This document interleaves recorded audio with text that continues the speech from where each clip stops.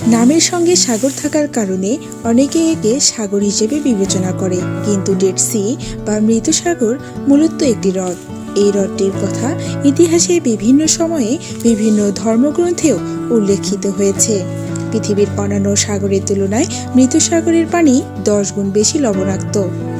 এখানে দৃশ্যমান কোনো উদ্ভিদ বা প্রাণীর জীবন ধারণ করতে পারে না, তাই এই সাগরের নাম দেওয়া হয়েছে মৃত সাগর। অতিরিক্ত লবণের কারণে এই নদীর পানি প্রবলতা এত বেশি যে আপনি সাঁতার না জানলেও অনায়াসে হাত পা ছেড়ে ভেসে থাকতে পারবেন। আপনি চাইলেও ডুবতে পারবেন না। মৃত সাগরের পানির প্রবলতা এত বেশি হওয়ার কারণ হলো এই পানিতে অত্যধিক লবণাক্ততা।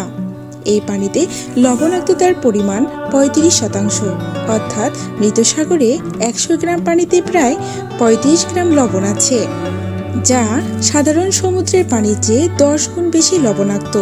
মৃত সাগরের পূর্ব দিকে রয়েছে জর্ডান এবং পশ্চিম দিকে রয়েছে ফিলিস্তিনি ও ইসরায়েল।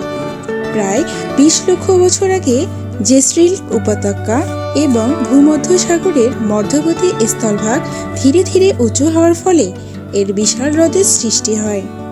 এই হ্রদটির নাম পরবর্তীতে মৃত সাগর দেওয়া হয়। বর্তমানে এই হ্রদের গভীরতা 1240 ফুট এবং দৈর্ঘ্য প্রায় 67 কিলোমিটার ও প্রস্থ সর্বোচ্চ 18 কিলোমিটার। মৃত সাগর স্বাভাবিক সমুদ্রপৃষ্ঠ থেকে 400 মিটার নিচে অবস্থিত, তাই একে ভূপৃষ্ঠের সবথেকে নিম্নভূমি হিসেবে বিবেচনা করা হয়।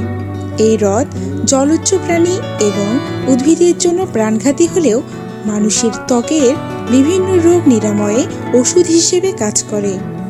প্রাকৃতিকভাবে হ্রদের পানিতে খনিজ দ্রব্যাদি বিপুল উপস্থিতি, বাতাসে অ্যালার্জি উৎপাদক দ্রব্যের স্বল্পতা, উচ্চ বায়ুমণ্ডলীয় চাপ, সূর্যকিরণের অতি বেগুনি রশ্মির কম উপস্থিতি ইত্যাদি কারণে মৃত সাগর অঞ্চলটি মানব শরীরের জন্য অত্যন্ত আরামদায়ক।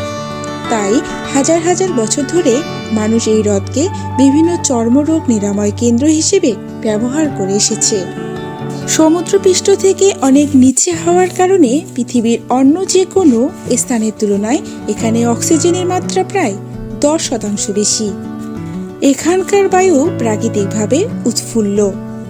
বিশেষ করে শ্বাসকষ্টে ভুগতে থাকা রোগীদের জন্য এখানকার উচ্চ বায়ুমণ্ডলীয় চাপ বেশি উপকারী।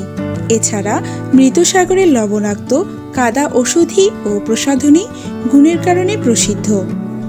নানা ধরনের চর্মরোগ চিকিৎসায় এ কাদা ব্যবহার করা হয়। আজকের ভিডিও এ পর্যন্তই। আমাদের ভিডিও ভালো লাগলে সাবস্ক্রাইব করবেন, লাইক দিবেন এবং কোনো পরামর্শ থাকলে কমেন্টে জানাবেন। ধন্যবাদ।